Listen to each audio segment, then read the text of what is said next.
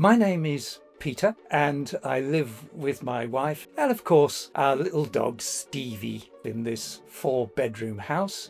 I was talking with a couple of my friends about utility bills, gas, electricity and water. And it turned out that one of my friends was paying about half of what I was paying with a similar sized house. So I immediately got onto Severn Trent, checked up to see whether I could get a smart meter. Yes, I can get it installed for free. Very nice. When I started having the meter and used it, it turned out that the bill was approximately half of what I had had.